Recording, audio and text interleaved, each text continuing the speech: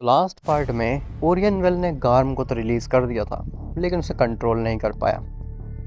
वहीं दूसरी तरफ दी ऑल नोइंग ने आर्कविस्ट्स की बात मानने से इनकार कर दिया था। दी ऑल नोइंग ने कहा था कि ये तुम्हारी प्रॉब्लम है, तुम ही इसे सॉल्व करोगे, और अगर रेल्म्स पे बात आई तो वो आर्कविस्ट पे कोई ख़त्म कर देगा। अब उसके आगे, लेकिन उससे पहले तुम वीडियो को लाइक करो, और अगर तुम्हें ऐसे ही स्टोरीज और मूवीज़ देखना पसंद है तो चैनल को सब्सक्राइब कर देना, ताकि आगे आने वाली वीडियोस तुम्हें सबसे पहले मिल सकें। खैर, तो ओरियन को उसकी फैमिली दिखती है, जो कि कहती है कि मल्टीवर्स में आओ, हम मल्टीवर्स में तुम्हारा इंतज़ार कर रहे हैं। और ओरियन उस जहाज़ में फंस जाता है, जबकि वो उसकी रियल फैमिली नहीं बल्कि आयरा की क्रिएट की हुई एक फेक इमेज थी। और ओरियन उसमें फंस जाता है। वो गार्म को छोड़ करके मल्टीवर्स की तरफ जाने लगता है, और ऐसा करने के लिए वो गार्म की रेल्म से बाहर निकलता है और पहुंचता है उसी जगह पे जहां पे उसे गैलेक्सी साइज्ड आई देखने को मिली थी। जैसे ही ओरियन वहां पे पहुंचता है तो वो नोटिस करता है कि वहां पे अब वो आँख नहीं है, और जो वहाँ का स्पेस है वहाँ पे क्लॉज के निशान पड़े हुए हैं, जैसे कि किसी बीस्ट ने वहाँ के स्पेस और टाइम को अपने पंजों से खरोच दिया हो। और ना ही वहाँ पे वो बीइंग होता है जिसने वो 9 रेल्म्स के पोर्टल खोले थे। वो 9 रेल्म्स के पोर्टल होते हैं वहाँ पे, लेकिन ओरियन कहता है ये क्लॉज के निशान कैसे हैं, और आखिर वो बड़ी सी आँख कहाँ गई, वो बीइंग कहाँ गया जो कि यहाँ पे था। खैर, ये वक्त वो सब सोचने का नहीं है। मुझे अपने मल्टीवर्स में वापस जाना है। जिसके बाद में ओरियन अपनी आंखें बंद करता है और फोकस करने लगता है अपनी कॉन्टिन्यूटी एनर्जी पे। जब ओरियन अपनी आंखें खोलता है तो वो अपने घर पे होता है, मल्टीवर्स में। ओरियन अपने घर में देखता है चारों तरफ, लेकिन उसे कहीं भी उसकी फैमिली नहीं दिखती। ओरियन कहता है, नहीं नहीं नहीं, ये कैसे हो सकता है? मेरी फैमिली मेरी फैमिली को यहीं होना चाहिए था, इस मल्टीवर्स में। मेरी फैमिली ने कहा था कि वो यहीं पे आएंगी, लेकिन यहाँ पे मेरी फैमिली नहीं है। मेरी फैमिली गई कहाँ आखिर? तभी उसके सामने गोकू और वजीटा आ जाते हैं उसके घर में, जो कि कहते हैं, हाँ, आखिरकार तुम आ ही गए इस मल्टीवर्स में वापस। भागने के बाद में तुम्हें ज़रा भी आइडिया है तुम अपनी फैमिली को पाने के चक्कर में कितनी बड़ी प्रॉब्लम खड़ी कर रहे हो? ओरियन कहता है, तुम दोनों को तो मैंने हरा दिया था।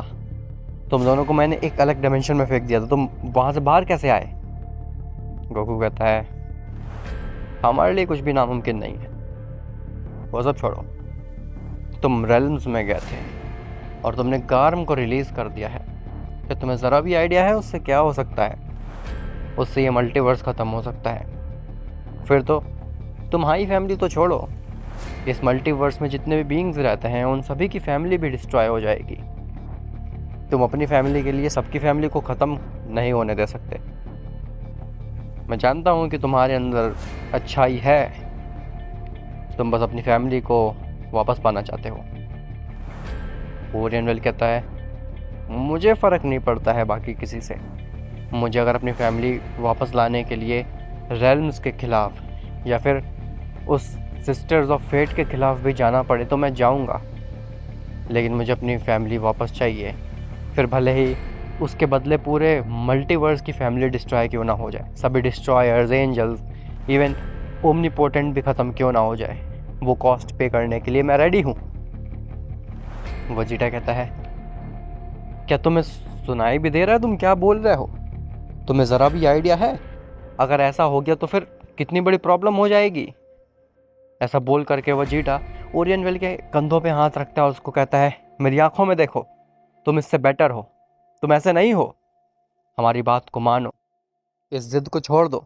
तुम्हारी फैमिली अब वापस नहीं आ सकती है। ओरियन कहता है, मुझसे दूर हटो, मैं अपनी फैमिली वापस ला करके ही रहूंगा, और तुम दोनों अपने यूनिवर्स में भाग जाओ। ऐसा बोल करके ओरियन रेज करता है।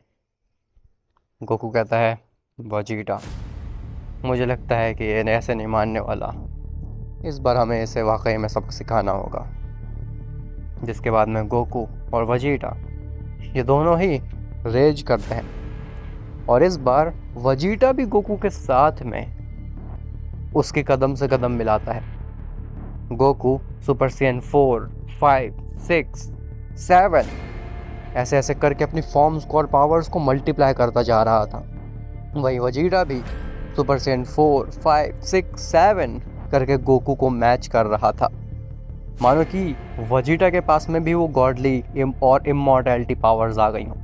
ओरियन कहता है, ठीक है, तुम मुझसे एक बार फिर से फाइट करना चाहते हो तो मैं भी तुमसे करूँगा, और पिछली बार की तरह इस बार भी मैं तुम्हें हरा दूंगा। तुम्हें एक डायमेंशन में फेंक दूंगा, और इस बार मैं कोशिश करूंगा कि तुम उस डायमेंशन से बाहर निकल ही ना पाओ। जिसके बाद में ओरियन वेल रेज करता है और अपनी उसी fully consumed continuity energy form में ट्रांसफॉर्म हो जाता है। उनकी इस फॉर्म की वजह से वो प्लैनेट उतनी एनर्जी सही नहीं पाता है। वो प्लैनेट एक राख बन जाता है। उनकी फॉर्म से इतनी ज़्यादा एनर्जी निकल रही होती है मानो कि प्लैनेट के जस्ट ऊपर मल्टीपल सन्स आ गए हों। इसकी वजह से वो पूरा प्लैनेट ही डस्ट में तब्दील हो जाता है और उसमें जितने भी बींग्स होते हैं वो सब मर जाते हैं। ओरियन वेल कहता है, तुम पिछले बार की तरह भी मेरी स्पीड को मैच नहीं कर सकते। ऐसा बोल करके ओरियन वेल तेज़ी से आता है, गोकू वजीटा के ऊपर पंच मारने जाता है। लेकिन इस बार गोकू वजीटा दोनों ही अपना हाथ आगे कर देते हैं और उसके पंच को रोक लेते हैं। गोकू वजीटा दोनों ही इस बार काफ़ी ज़्यादा स्ट्रॉन्ग और फास्ट थे। वो ओरियन वेल की उस फुल्ली कंज्यूम्ड कंटिन्यूटी एनर्जी वाली फॉर्म को भी अच्छे से रीड कर पा रहे थे। जिसके बाद में गोकू वजीटा दोनों मिल करके अपनी मार्शल आर्ट स्किल्स दिखाते हैं ओरियन वेल को, और ओरियन वेल को दिखाते हैं कि रेल्म्स की पावर मिल जाने से या फिर कंटिन्यूटी एनर्जी आ जाने से तुम सेयन से स्ट्रॉन्ग नहीं बन सकते। ओरियन वेल काफ़ी कोशिश करता है, लेकिन इस बार गोकू वजीटा के पास में अपर हैंड होता है, और गोकू वजीटा इसके बाद भी रुक नहीं रहे होते हैं। वो अपनी पावर्स को बढ़ा रहे होते हैं। उनके पास में मानो कि इनफाइनाइट पोटेंशियल आ गया हो। वो सेयन्स की पावर का पूरी तरीके से इस्तेमाल कर पा रहे थे, और ओरियन वेल उनकी पावर्स को मैच नहीं कर पा रहा था। गोकू वजीटा ओरियन वेल को मारते मारते पूरे यूनिवर्स में नचा देते हैं, और ओरियन वेल उसका कोई भी जवाब नहीं दे पा रहा होता। इवन कि ओरियन वेल जब पूरी कंज्यूम्ड फॉर्म में था तब भी ऐसा लग रहा था मानो कि गोकू वजीटा ये दोनों ही मिल करके ओरियन वेल को आज ख़त्म ही कर देंगे, मार ही डालेंगे। गोकू वजीटा ओरियन वेल को काफ़ी देर तक बीट करने के बाद में ओरियन वेल को इतना ज़्यादा एग्जॉस्ट कर देते हैं कि ओरियन वेल अपनी फॉर्म को लूज़ करके अपनी बेस फॉर्म में आ जाता है। उसके पास में अब इतनी पावर भी नहीं बची थी कि वो अपनी कॉन्टिन्यूटी एनर्जी को हल्का सा भी यूज़ कर सके। वो अपनी बेस फॉर्म में आ जाता है और वो बस रोने लगता है कि मुझे अपनी फैमिली चाहिए, मुझे अपनी फैमिली चाहिए। गोकू और वजीटा इस बार ओरियन वेल के ऊपर तरस नहीं खाते। उन्हें पता था कि अगर उन्होंने ओरियन वेल के ऊपर तरस खा के उसे छोड़ दिया तो फिर वो सब कुछ तहस नहस कर देगा, न ही केवल मल्टीवर्स बल्कि रेल्म्स भी।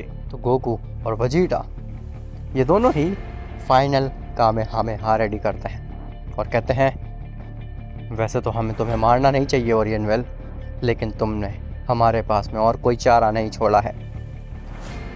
गोकू वजीटा जब पूरी तरीके से उस फाइनल कामेहामेहा को रेडी कर लेते हैं तभी उनको अपने स्पेस में वही क्लॉज के निशान देखने को मिलते हैं जो कि ओरियन वेल ने रेल्म्स में देखे थे। गोकू वजीटा का ध्यान एकदम से हटता है ओरियन वेल से और वो देखते हैं आसमान की तरफ। तो उन्हें दिखता है कि ये क्लॉज के निशान, ऐसा लग रहा है कि टाइम और स्पेस के फैब्रिक में कोई खरोंच मार रहा हो। तभी वो क्लॉज के निशानों में से कुछ बीइंग्स निकलने लगते हैं, अनडेड बीइंग्स निकलने लगते हैं जो कि पहले ही मर चुके हैं, और वो सीधे ही गोकू वजीटा पे हमला करते हैं।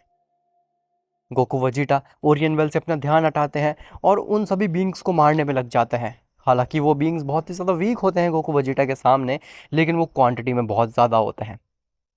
गोकू वजीटा जैसे तैसे उन सभी बीइंग्स को संभालते हैं लेकिन उन क्लॉज से नॉन स्टॉप बीइंग निकलते ही जा रहे थे, निकलते ही जा रहे थे, निकलते ही जा रहे थे, जो कि धीरे धीरे करके स्ट्रांग होते जा रहे थे और वो रुकने का नाम ही नहीं ले रहे थे। एक पॉइंट के बाद में वो इतने सारे बीइंग्स हो चुके थे कि उन्होंने गोकू वजीटा को पूरी तरीके से घेर लिया था और गोकू वजीटा अब उन सब से एक टाइम पे नहीं लड़ सकते थे। उनके लिए इम्पॉसिबल हो रहा था उन सबको हराना। तभी वहाँ पे आयरा आती है और आयरा अपनी पावर्स की मदद से उन क्लॉज को बंद कर देती है। वो जो स्पेस टाइम में एक स्क्रैच होता है उसे बंद कर देती है और वो सभी बीइंग्स भी अचानक से ख़त्म हो जाते हैं। आयरा कहती है, तुम दोनों ठीक तो हो ना? गोकू कहता है, हाँ, लेकिन आखिर ये सब था क्या? वो सब बीइंग्स उस क्लॉ से निकल रहे थे, ये वो कौन थे? तो आयरा कहती है, वो बीइंग्स और कोई नहीं बल्कि अनडेड्स थे, जो भी बीइंग मॉर्टल रेल्म में मर जाता है या फिर पूरी एग्जिस्टेंस पे कहीं भी मरता है तो उसकी सोल 9 रेल्म से एक रेल्म में शिफ्ट होती है, जहाँ पे वो सोल अपनी बाकी का समय व्यतीत करती है। लेकिन ओरियन वेल ने गार्म को रिलीज़ कर दिया है, जिसकी वजह से जो 9 रेल्म्स हैं वो फ्री हो चुके हैं और ये अनडेड्स उन्हीं रेल्म्स से निकल के आ रहे हैं। ये जो क्लॉज हैं ये सब गार्म के क्लॉज हैं। गार्म ने पूरे 9 रेल्म्स इवन मल्टीवर्स को शैटर करके रख दिया है और अब मल्टीवर्स और रेल्म्स के बीच में कोई डिस्टेंस रहा ही नहीं है। कोई भी बीइंग कहीं भी आ जा सकता है और पूरी तरीके से चीज़ें बर्बाद हो चुकी हैं।